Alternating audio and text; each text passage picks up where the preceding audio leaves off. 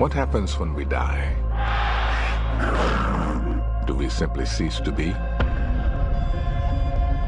Or do we survive in some form? There's millions of Americans that have had a near-death experience. They're not rare. When I first heard about near-death experiences, I thought they were so fantastic that I wanted to believe this, but an extraordinary claim like that requires extraordinary evidence. I certainly understand people's skepticism about this. If it hadn't happened to me, I'd be skeptical about it too. I sat there and thought to myself, this story just sounds crazy. Nobody's going to believe this. I mean, I was a pretty big spiritual skeptic, and to say those things or to even think about that experience it was a lot for me to take in. I did not want to believe this, but I've been in the presence of dying people more than any skeptic I've ever met. Were you a skeptic before this about Yes. this? You were? Yes, I was working with cancer patients prior to this happening. They would tell me they saw things, and they would say, can you see them? And I'd say, no, I can't see them. Then I would leave the room and tell the resident, you better check their morphine. The scientific side of me could not see how that could be, and yet it was a very, very powerful memory. I do not believe that there is a good neurophysiologic explanation for what happened to me.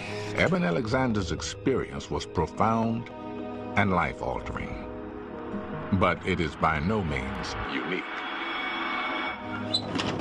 Well, out of 1,300 near-death experiences that I've studied, Mary Jo's experience is absolutely typical of what people describe.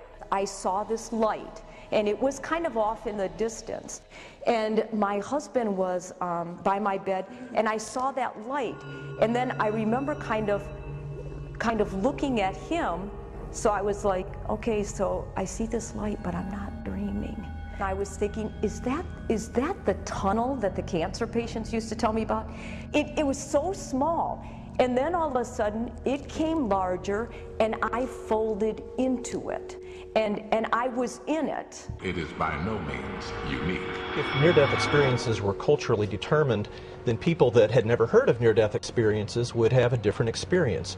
But we're not finding that. Whether you know or don't know about near-death experience, the time it happens has no effect on whether the experience happens or not, or what the content is. So based on your data, what is the proof? Those that are blind, including blind from birth, can have visual near-death experience. Vicky Naratuk had been blind from birth. I was in Harborview Medical Center and looking down at everything that was happening. Initially, it was pretty scary. I finally recognized my wedding ring and my hair, and I thought, is this my body? I went up through the ceiling as if it were nothing. I was overwhelmed by that experience because I couldn't really imagine what light was like. My research involved a study of young children age 5 and under, and I found the content of their near-death experiences absolutely identical to older children and adults, suggesting that whether you know about near-death experiences, what your cultural upbringing is, what your awareness of death is, doesn't seem to have any effect. Colton was 4 with a near tragedy. What they thought was the flu turned out to be a burst appendix. Colton, today, so you're 11, this all happened to you when you were 4. He began speaking about things he couldn't possibly know about. His mother's miscarriage, his father's prayers. When he told us about his sister in heaven, another one of those holy cow moments. How would you explain it to a 3-year-old that a baby died in your tummy? Okay, he can't make this up. He can't invent this. No memory was planted. He could tell me where I was while he was in surgery. The surgeon couldn't tell me that. The nurses in there couldn't. My wife couldn't tell me where I was praying, but he could tell me. The problem with all of these physiological explanations is that they don't account for the complex thinking, the memory formation, the perceptions that take place when we know the brain is not capable of doing complex thinking.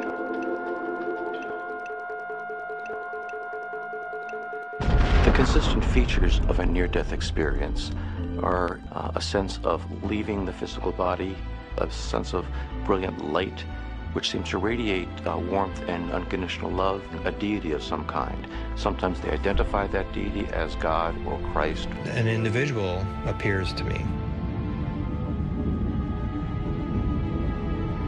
kind of an odd thing because I didn't expect this, but I know intuitively that's Jesus Christ. He looked an awful lot like Jesus. Long hair, beard, mustache. And he had a beard, and that beard was parted in the middle, and so that it hung down two little parts, and his hair was long and curly.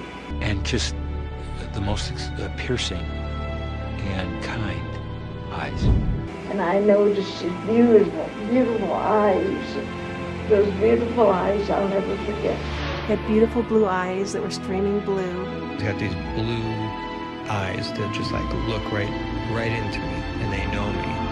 His eyes looked into my heart. It was like shuddering to my soul to see him. I was looking right at Jesus. Whether you know about near-death experiences, what your cultural upbringing is, what your awareness of death is, doesn't seem to have any effect. I was an atheist. I was a hardcore atheist. I didn't believe in God.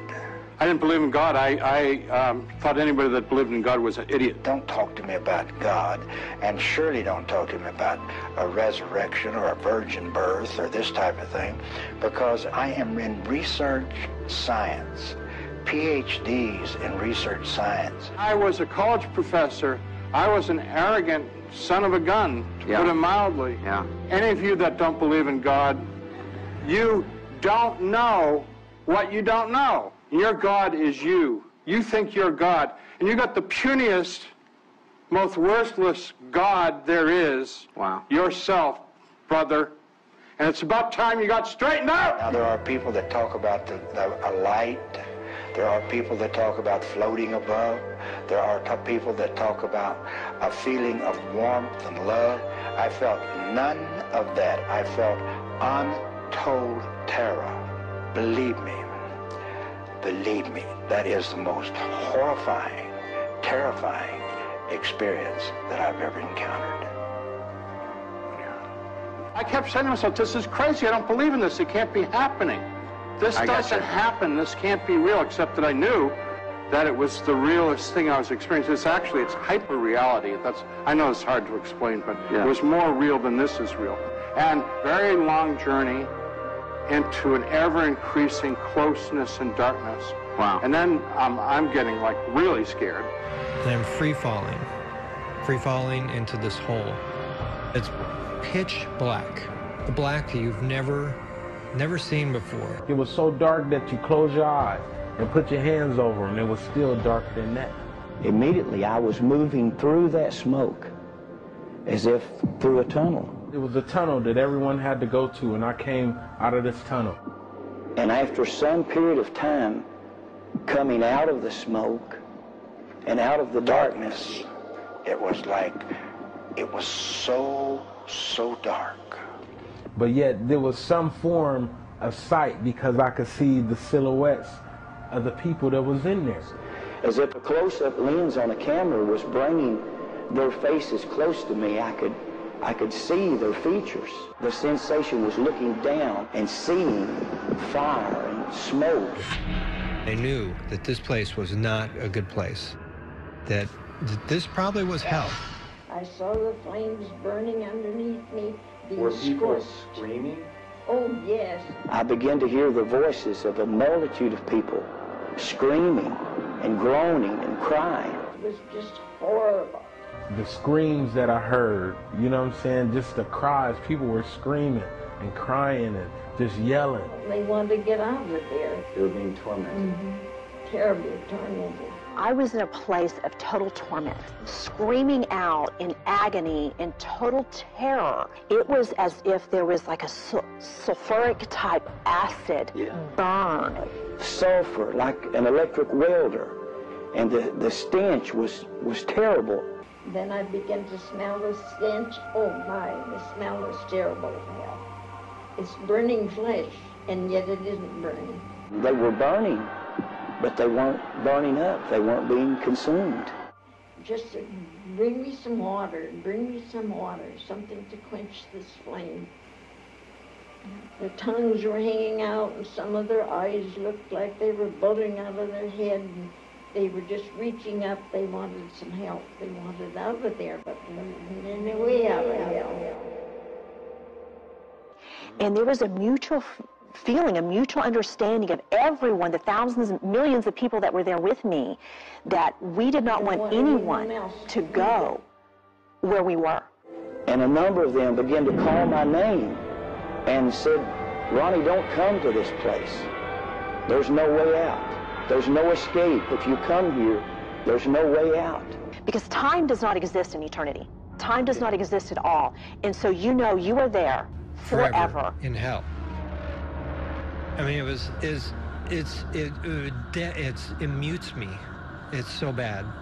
The burn will never stop. The screaming will never stop. And the only thing you can do is hope that no one else will come where you are. We wanted people to go back to earth and warn everyone, don't believe the lie, do not be deceived by your enemy. But I believe the most painful part of it was the loneliness. And the depression was so heavy that there was no hope. There was no escape. There was no way out of this place. And the physical pain does not begin to measure up to the psychological, emotional pain. So much regret and shame and guilt that I had believed a lie and that I had believed the deceit. And you could look across the Gulf expanse and you could see heaven, you could see the peace, the joy, the love, the wholeness. And you knew you were never going to experience that.